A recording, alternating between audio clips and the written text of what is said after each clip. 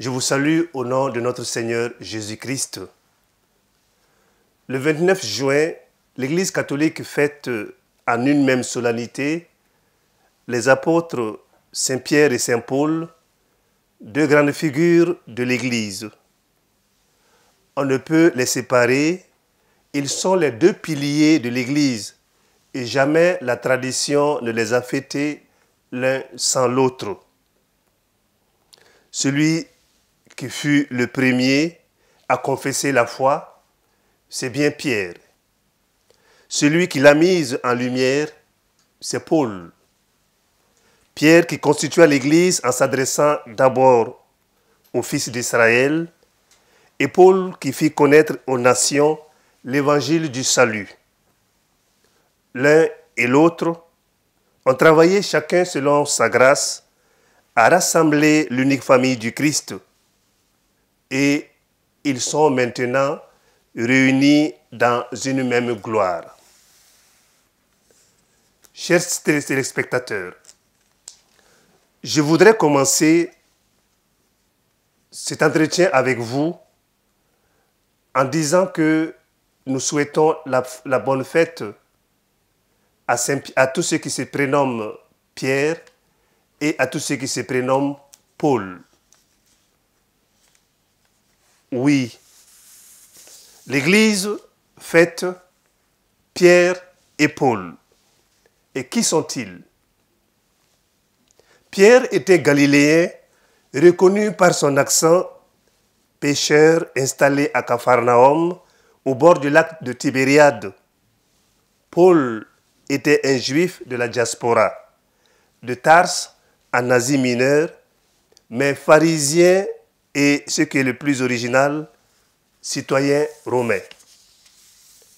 Tous deux verront leur vie bouleversée par l'irruption d'un homme qui leur dit « Suis-moi, tu t'appelleras Pierre » ou « Saul, pourquoi me persécutes-tu » Simon, devenu Pierre, laisse ses filets et sa femme pour suivre le rabbi. Saul, devenu Paul, se met à la disposition des apôtres. Pierre reçoit de l'Esprit Saint la révélation du mystère caché depuis la fondation du monde. Tu es le Christ, le Fils du Dieu vivant. Paul, ravi jusqu'au ciel, entend des paroles qu'il n'est même pas possible de redire avec des paroles humaines. Pierre renie quand son maître est arrêté, mais il revient. « Seigneur, tu sais tout. Tu sais bien que je t'aime. » Paul, persécuteur des premiers chrétiens, se donne au Christ. « Ce n'est plus moi qui vis, c'est le Christ qui vit en moi, dit-il. » Pierre reçoit la charge de paître le troupeau de l'Église. « Tu es Pierre, et sur cette pierre, je bâtirai mon Église. » Paul devient l'apôtre des païens. Pour le Maître, Pierre mourra crucifié et Paul décapité. Aujourd'hui, je voudrais m'étendre sur la vie de Pierre, qui est le chef des apôtres, le prince des apôtres. C'est à l'Évangile qu'il faut avoir recours pour reconnaître les détails de la vie étonnante de cet homme.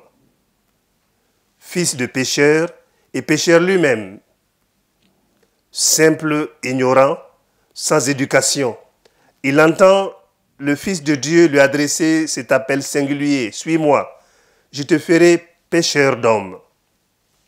Parmi tous les apôtres, il brille par sa foi énergique et reconnaît en Jésus le Christ, le Fils du Dieu vivant. Il ne le quitte jamais. Il est de toutes les grandes occasions dans la vie du Maître et il est toujours présent. Malgré son triple reniement au jour de la Passion, faute si noblement réparée ensuite, il est confirmé comme chef des apôtres et chef de l'Église. Son siège renversera bientôt celui de César. Et humble pécheur, il aura un nom plus immortel que les plus grandes célébrités de tous les siècles. Jésus avait dit autrefois à ses apôtres, « Le disciple n'est pas plus grand que le maître. Si on me persécute, on vous persécutera. » Saint Pierre devait avoir en effet le sort de Jésus-Christ et arroser de son sang l'Église naissante. Touché par les larmes des fidèles, non mu par la crainte, Pierre songea d'abord à fuir la persécution que venait de soulever l'empereur Néron. Mais comme il sortait de Rome, il vit le Christ se présenter à lui. « Où allez-vous, Seigneur ?» lui dit-il. « Je vais à Rome, dit Jésus, pour y être crucifié de nouveau. » À ces mots, le Sauveur disparut et Pierre comprit qu'il devrait revenir à Rome pour y être crucifié. Le prince des apôtres eut à endurer les souffrances d'un long emprisonnement. Il eut du moins la consolation d'y être le compagnon de Saint Paul et de consommer son sacrifice le même jour que lui. Pierre fut condamné au supplice de la croix, mais par humilité, se jugeant indigne d'être crucifié comme le divin maître, il demanda à être crucifié la tête en bas, ce qui lui fut accordé. Arrivé au lieu du supplice, Pierre ne put contenir la joie de son cœur. « C'est l'arbre de vie, criera-t-il au peuple, l'arbre où a été vaincu la mort et le monde racheté. Grâce à vous, le Fils du Dieu vivant. » Pourquoi Saint Pierre et Saint Paul sont-ils fêtés ensemble? Selon le calendrier liturgique, la fête de Saint Paul et de Pierre est une solennité, c'est-à-dire une célébration liturgique de plus grande importance. D'autres solennités consacrées à de grands saints, la plupart étant dédiées au Christ ou à la Vierge Marie, leur laissent toute la place pour une journée. C'est le cas de Saint Joseph, célébré le 19 mars, ou encore de la nativité de Saint Jean-Baptiste, le 24 juin. Pourquoi alors ces deux saints majeurs sont-ils fêtés le même jour? Revenons d'abord à l'histoire. Simon, que le Christ appellera Pierre, était un pécheur. Autant qu'un pécheur, serait-on tenté de préciser Galiléen, qui vivait à Capharnaüm, au bord du lac Tibériade, un provincial identifié comme tel grâce à son accent par plusieurs personnes au soir de l'arrestation de Jésus. Saul, avant d'être connu sous le nom de Paul, était lui un juif pharisien, lettré, citoyen romain de la ville de Tarse en Asie mineure. Quel est leur point commun? Le complet bouleversement produit par le Christ dans leur vie, qui illustre dans les deux cas leur changement de nom, et il leur dit « Venez à ma suite et je vous ferai pêcheurs d'hommes. » Eux, aussitôt laissant leur filet, le suivirent, précise l'évangile de saint Matthieu au sujet des premiers apôtres, dont Pierre qui laisse tout pour suivre Jésus. Quant à Paul, il est aveuglé sur la route de Damas et tombe à terre en entendant une voix qui lui disait « Saul, Saul, pourquoi me persécutes-tu » rapporte le livre des Actes des Apôtres. Pierre est la pierre sur laquelle le Christ bâtit son Église. Paul, le prédicateur, qui voyagera sur tout le bassin méditerranéen pour apporter l'évangile aux païens. Tous deux mourront en martyrs. Pierre crucifié, la tête en bas, et Paul décapité, comme je vous l'ai dit. Selon la tradition, le premier est inhumé au Vatican, près de la voie triomphale, en 64, et le second enseveli sur la voie d'Ostie, en 67. Pierre a donc été le fondement de l'Église, tandis que Paul a consacré sa vie à la diffusion de l'Évangile. Deux destins pour une même finalité, comme le souligne saint Augustin dans un sermon prononcé lors de la célébration de cette fête. En un seul jour, nous fêtons la passion de deux apôtres, mais ces deux ne font qu'un. Pierre a précédé, Paul a suivi. Aimons donc leur foi, leur existence, leurs travaux, leurs souffrances. Aimons les objets de leur confession et de leur prédication. C'est donc bien à raison de l'importance et de la complémentarité de leur mission que ces deux piliers de l'Église sont célébrés ensemble. C'est donc une double fête célébrée par tous les chrétiens.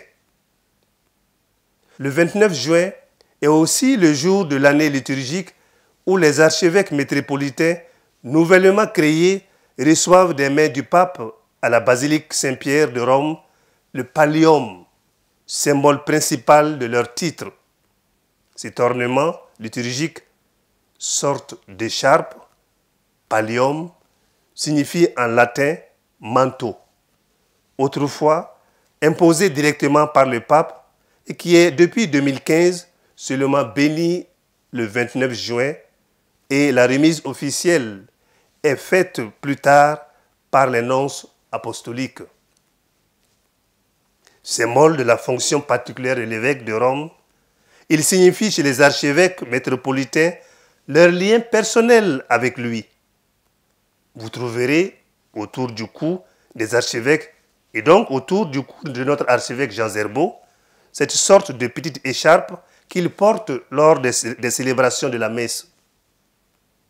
Et je voudrais ici faire un détour sur des expressions françaises que nous utilisons et dont nous ne connaissons certainement pas l'origine et qui sont très significatives. Une première, si ce n'est pas Pierre, c'est Paul. Ou encore, déshabiller Pierre pour habiller Paul.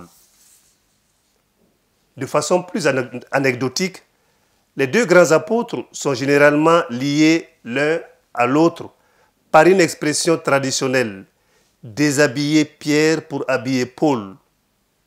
Au début du christianisme, les évêques prenaient aux anciennes églises des objets dont elles étaient largement pourvues, c'est-à-dire qu'elles en possédaient beaucoup et elles en prenaient afin de les donner à de nouvelles églises qui en manquaient. Ils justifiaient leurs agissements en s'appuyant sur un verset de la seconde épître de Saint Paul aux Corinthiens, chapitre 11, verset 8. « J'ai dépouillé les autres églises, recevant d'elles un salaire pour vous servir. » Chers frères et sœurs, le verbe « habiller » tient dans la formule à l'usage qu'on avait alors de mettre des vêtements et des ornements au statut des saints. Une coutume encore en vigueur dans certains pays, notamment lors des processions. Quand une paroisse manque d'ornements, on pourrait imaginer les partager entre différentes statues. Mais prendre ceux de Pierre pour prêter à Paul à l'occasion de leur fête commune serait totalement inutile puisque cette opération ne ferait que déplacer le problème sans le résoudre, soit précisément le sens de l'expression populaire. Frères et sœurs, l'appel à nous adressé, c'est de nous habiller de Pierre et de Paul, c'est-à-dire confesser que Jésus-Christ est le Fils du Dieu vivant, à la suite de Pierre, et prêcher avec la sagesse de Dieu comme Paul. À la fin de cette émission, je voudrais avec vous relire l'évangile qui est prévu pour ce jour.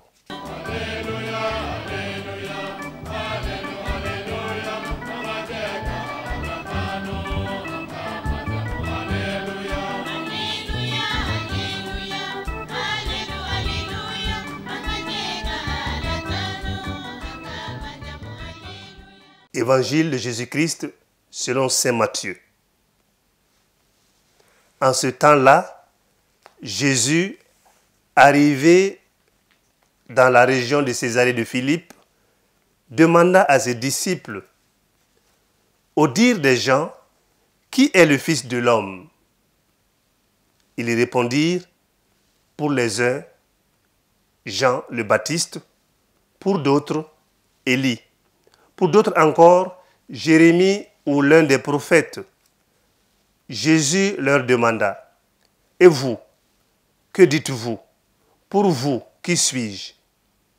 Ainsi, Simon-Pierre prit la parole et dit, tu es le Christ, le Fils du Dieu vivant.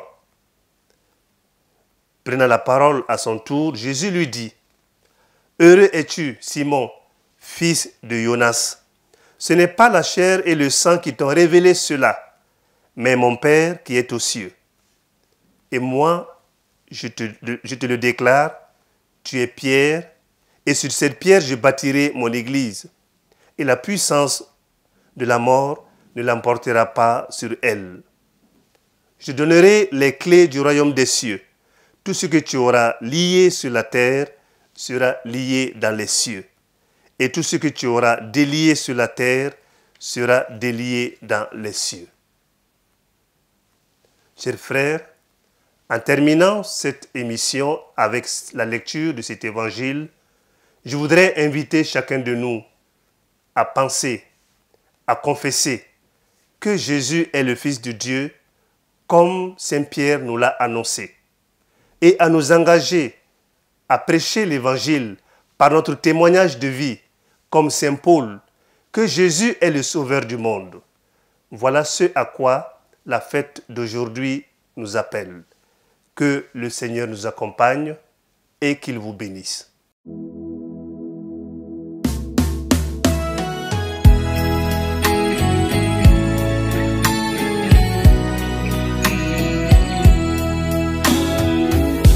Le pape François, notre modèle d'humilité,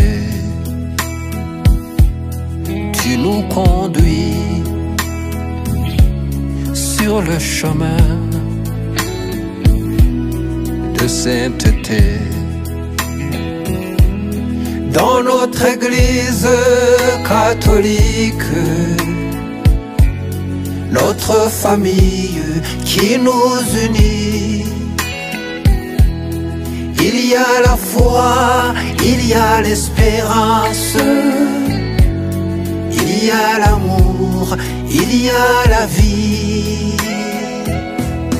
Le pape François, nous prions pour toi, reste le signe de notre unité. Nous rendons grâce à Dieu notre Père, nos pasteurs dignes. Le pape François, nous prions pour toi, reste le signe de notre unité. Nous rendons grâce à Dieu notre Père pour nos pasteurs dignes.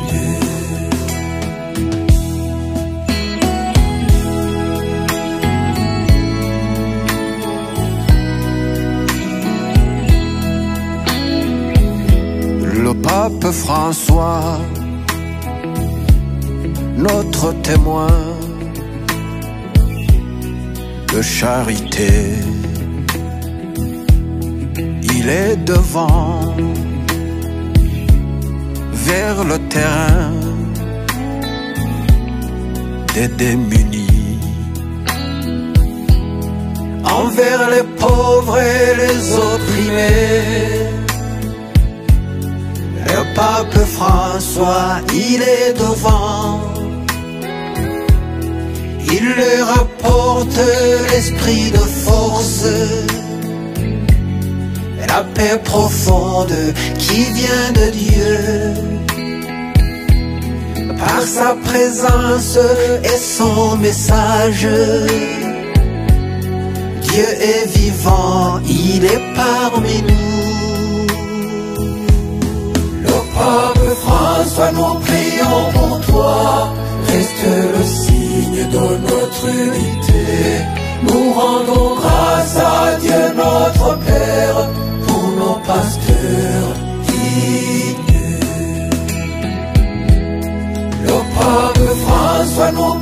prions pour toi, reste le signe de notre unité. Nous rendons grâce à Dieu notre Père pour nos pasteurs dignes.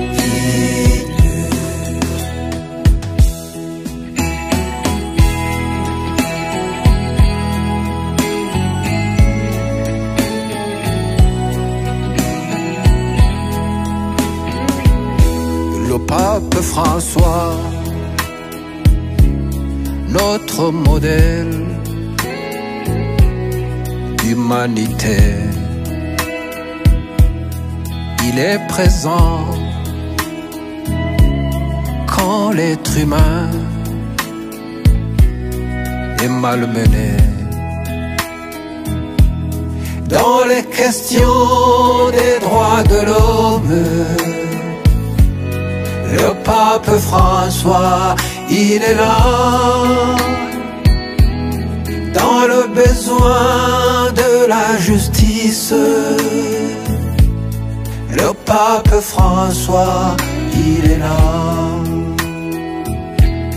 Par le dialogue interreligieux, le pape François, il est là. Pour la réconciliation et la paix, le pape François, il est là.